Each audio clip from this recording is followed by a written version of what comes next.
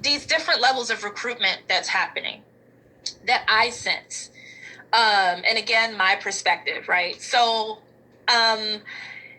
what we call NPCs, or non-player characters, or those who are walking around with human vessels that are not necessarily conscious, which means these particular vessels or programs were developed from the program within itself, from what we call the matrix, the program. So there are a lot of people, mass of people, walking around that do not have souls that were developed from outside of the program. This is not to say that these people don't have feelings or hearts, or are soulless or evil or anything like that. It's just saying that these people are more easily persuaded and influenced by the program, the very small program in this reality. So they're very easily influenced because this is the birth of their soul was through this particular program. So they're not older than this particular matrix. So they're very new. And this is all that they know from all perspectives from the soul, right? So they're more easily influenced.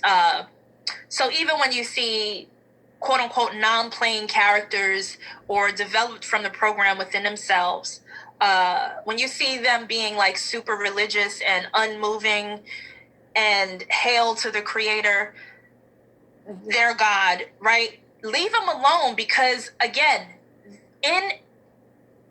for argument's sake, that who they call their God is their God. Okay? If they were born, birthed, brought to life and light within this program, this small program, the creator of this program, the small little dome of program, is indeed their creator. So they're kind of not wrong. So let them worship, let them do what they need to do. That's their program. They're set up to plug into the program just like that. So there is no question ever going to really rise inside of them unless there's like time and curiosity allowed through many, many, many, many trips. Okay, so let's leave them alone. Leave them alone. But NPCs, non-playing characters, those who are not conscious outside of the program,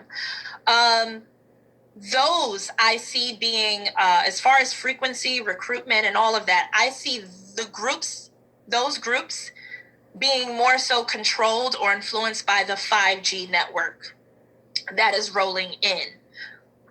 There's going to be a lot of frequency attacks, control, manipulation through that particular network in itself, through that frequency, that is going to more so affect those who are on that non-player character level. This is why I said I'm not and afraid of 5G.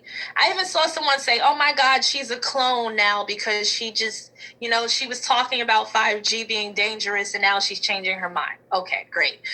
Anyway, what I started realizing, and here's the thing about perspective and evolution and growth, is you start to see a higher perspective with certain things and you sometimes change on it. You sometimes start to grow into your thoughts. So what I recognize about 5G is just frequency. It's an extremely high frequency that cannot move it doesn't travel in far spaces. It doesn't have a far span. So they have to create these towers that are really close together in order to create the network for a specific space, which takes a lot of rebuilding and building of towers and so on. Now, the frequency within itself is a very high frequency, which will be able to carry bandwidth of augmented realities, virtual reality,